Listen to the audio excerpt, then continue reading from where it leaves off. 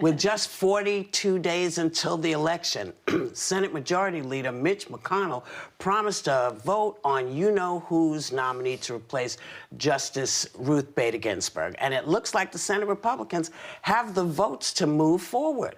Sonny, do Democrats have any moves? Should they be moving, or should they just let the inevitable happen?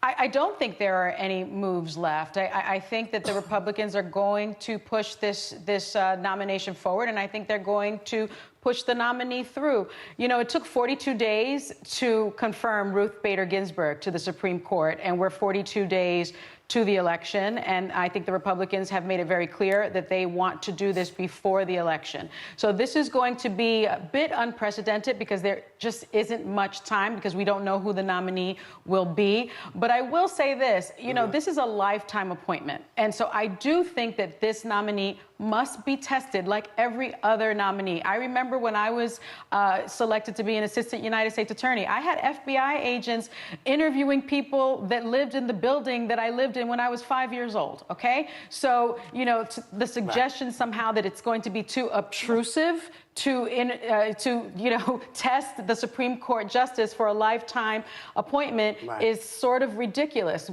That person has to be tested in the way that every other single Supreme Court nominee will be tested.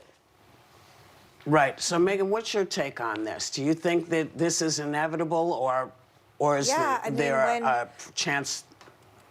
Sorry to interrupt you. Yeah, when RBG died, I was texting some of my liberal friends, it's happening and it's going to happen, and McConnell is an absolute gangster when it comes to the Supreme Court, and I'd never thought it was even an option not to have it happen.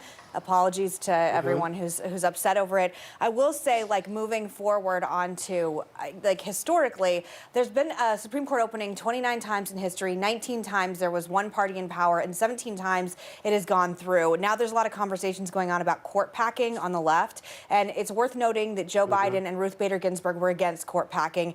I know there's a lot of hypocrisy going around. I know there's a lot of speaking out of both turns. My concern right now is when we inevitably lose the Senate, which is more than likely going to happen, what happens when Democrats possibly are in power and you have, you know, a Biden presidency and Democrats running the Senate? So there's a lot.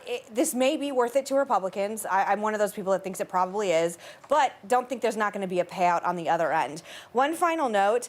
The Amy Coney Barrett rhetoric that's going around right now about her being Catholic and her being a mom of 7, I implore the media to be careful with this. There are 64% of Americans identify as Christians, and when you start talking about Christian women, like we're all commanders' wives in A Handmaid's Tale, which is something that has been happening to me since yesterday, it's going to start a narrative that could, again, be Kavanaugh'd, and you can radicalize people in the middle of the country and simply vote against Biden because of what happens in these hearings. And I'm very anxious about what's going to happen going forward when it looks like she's going to be nominated. Right.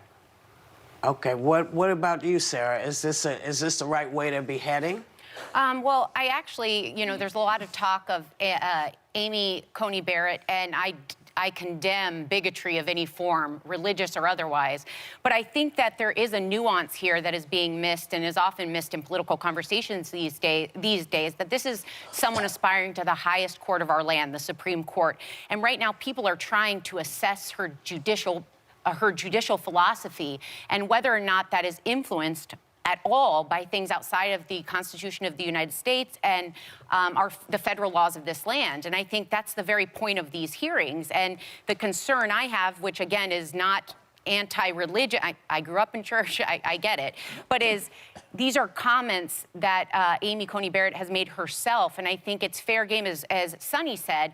People need to be vetted. They need to be explored. And I look forward to any hearings we have for context and explanation for things that were just a little alarming to me. And it's not about, it's where the two meet. It's the intersection of her faith and her ability to adjudicate the law. And I think she herself would welcome questions on that. I mean, she is a highly academic and an amazing lawyer and judge, and she recognizes this country was built on secularism. So I just look forward to hearing some of those questions being asked. I think we all do, but I also think that the narrative right now is because she has a lot of kids and she's Catholic that it's an issue, as I said yesterday. And again, if we're talking about a person who is a Muslim or a Jewish person, this would not be the same kind of conversation. Again, I'm just here to warn everyone that if you Kavanaugh this and if you turn this into something where women in the middle of the country feel like they're being attacked because they have children or they are Christian, and by the way, at what point did she become endorsed by her entire Notre Dame faculty and get to the point where she is a possible Supreme Court choice that her religion is an issue? And again, I talked about it yesterday. We're talking about it again today. Hold on.